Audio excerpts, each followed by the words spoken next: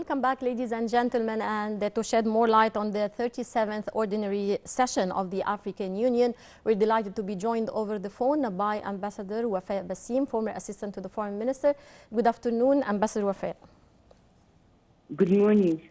Good morning. How do you see the timing and the importance of the summit? Well, the timing of the summit is the regular timing of the winter summit of the Union.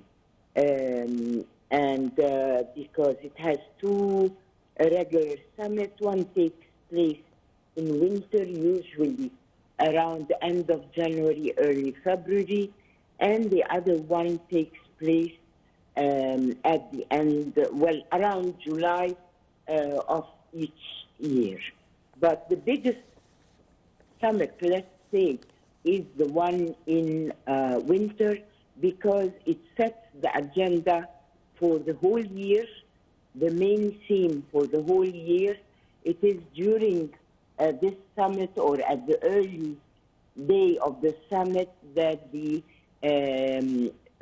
within the ceremonial inauguration, the new chairperson or president of the African Union is being elected. This year, we are having the president of Mauritania, who is following the president of Morocco, who ended his term 2 or 3 days ago. The importance, but at the same time, let's not forget that this summit is coming at a time where there are so many challenges for the continent, but not only for the continent. It has challenges at the regional level all around Africa. The many conflicts that are taking place around Africa and that have a direct impact on the stability of the continent, without forgetting also the many challenges which are politically, armed conflict, education, climate change, many challenges that are facing the continent.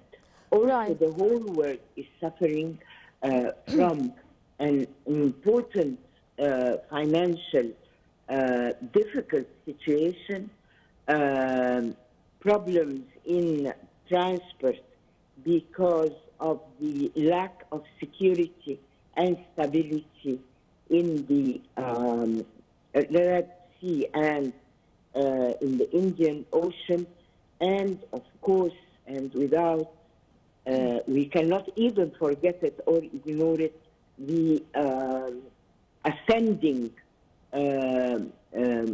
situation of war in Gaza, and that is threatening really the whole stability of the whole world if we put it together with the war in Ukraine.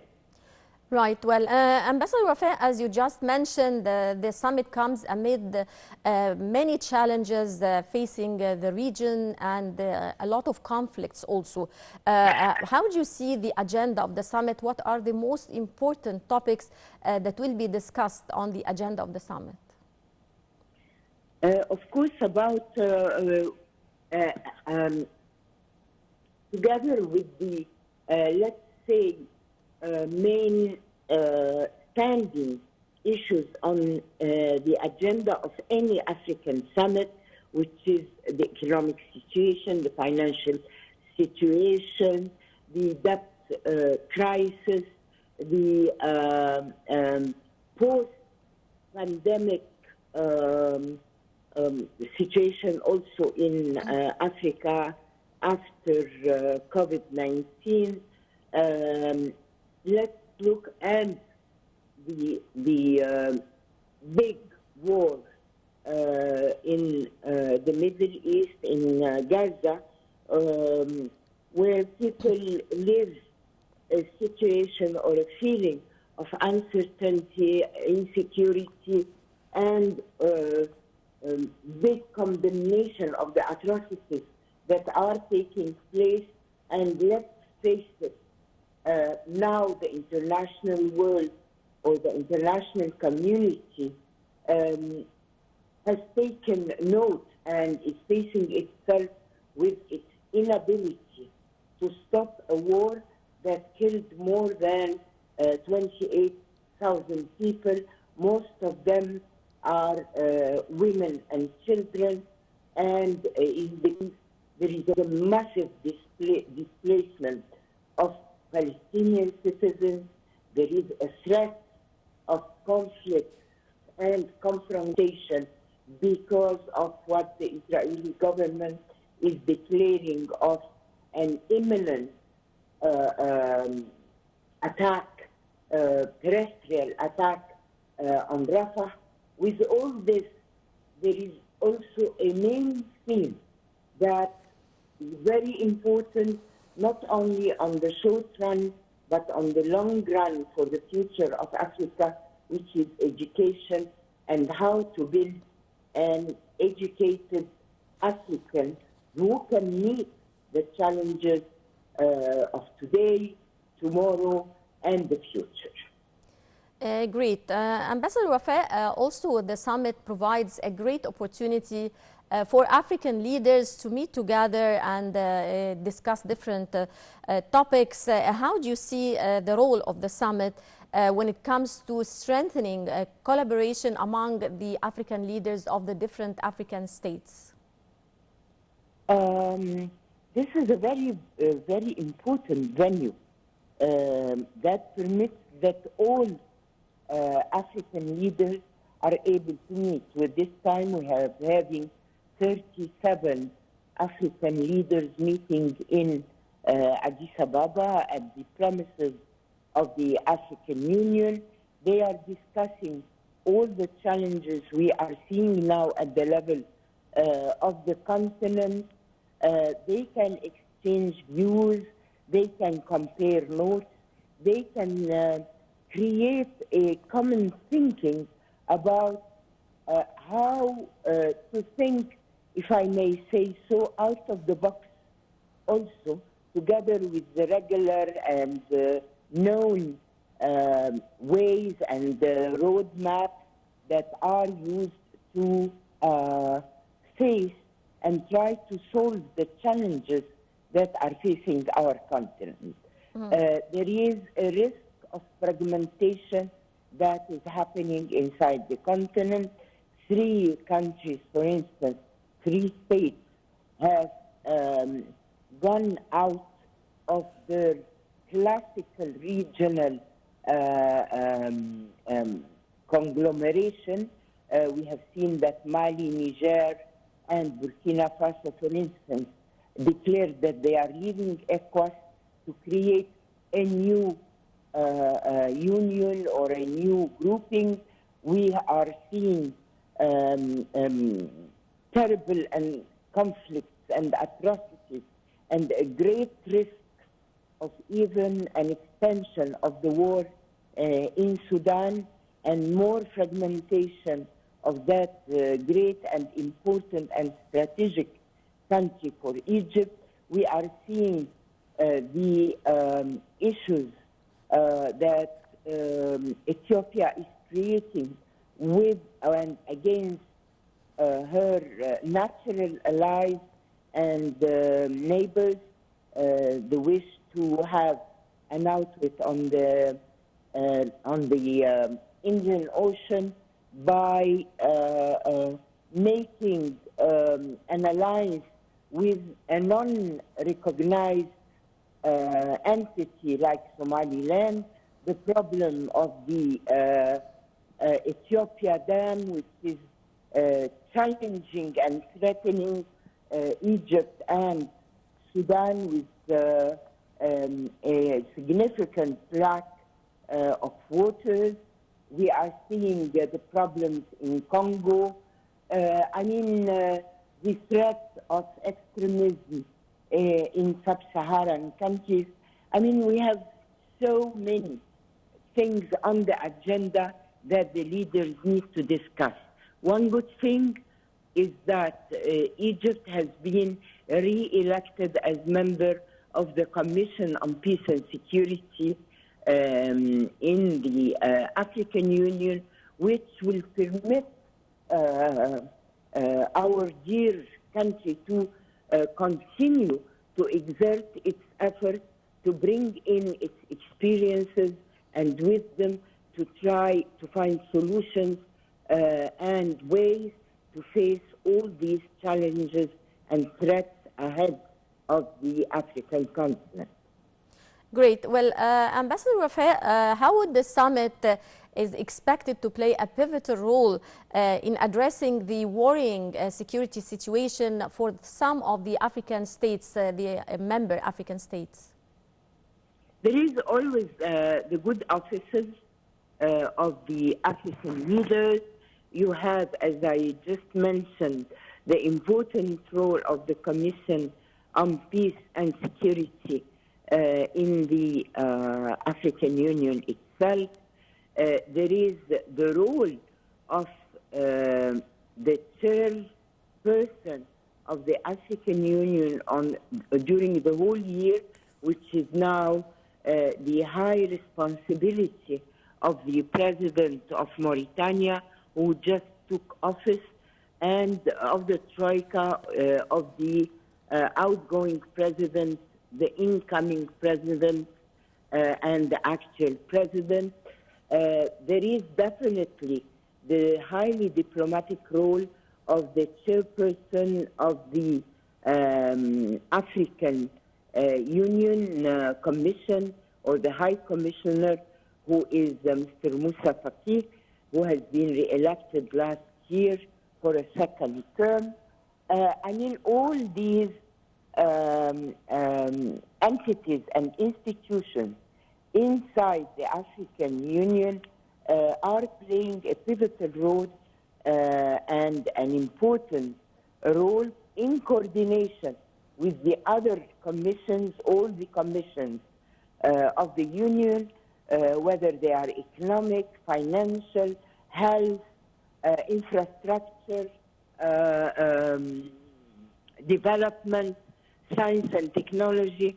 And this last one is very important this year, because it is the one which is going to mainly to implement the principles and the roadmap that will be created by the leaders for the theme of education in Africa. On the other hand, the African Union, with its members inside the Security Council of the United Nations, are also playing a role in adopting the resolutions of the Council that are tackling mainly issues of threat to peace and security at the international level. Well, Ambassador Wafaa, Your Excellency, would you please shed light on the stance of the African Union regarding the Palestinian cause and the current situation in Gaza? Well, it's more than enough that one recalls the stances, the African stances, whether expressed by the new chairperson of the African Union, President of Mauritania, or by Mr. Fakir, the chairperson or the commissioner, the chief commissioner of the African Union as an institution. And they are bringing in the voice of Africa in condemning this war, the atrocities that have taken and still are taking place in Gaza, and now extending to other parts of the region, name it, to the West Bank, to Lebanon, to Syria, and to the south, where there are the attacks on the maritime ships and lines, threatening also to hamper and impact the whole international trade, raising the prices of the commodities because of the 2 weeks longer in the road between the south and the north. Also, let's not forget how Mr. Faqih described the what is happening in Gaza as never seen atrocities or break and violations of human rights, humanitarian law, Geneva Conventions, to the detriment of thousands and thousands of Palestinians who are forced to leave their lands, their homes, in what is threatening to be the second Nakba, under the threat of bombardments, massive killings, hunger, epidemics, very, very, very poor situation of health and sanitation, and just name it. Right. Well, would you please brief us on the most important topics highlighted at the inaugural session and the addresses and speeches on the first day of the summit by African leaders? I think the speeches are quite a big reflection of all the concerns of this continent, whether at the political level, at the security level, at the stability level, at the economic level. Africa has been one of the continents, if not the continent that suffered most from the impact, whether of the pandemic and then of the war on Ukraine. It's the continent that is suffering most of internal threats and conflict, that pushing the inhabitants of the country to flee it, and mostly by using irregular measures of migration, and which is presenting a very dangerous threat to the peace and stability, not only of the continent but otherwise. We are also facing the issues of trade of small arms, the illegal trade of small and medium arms, of trafficking in human beings, of also the unfair dealing and trade in resources, African resources, without giving the continent the chance of equal opportunities of development.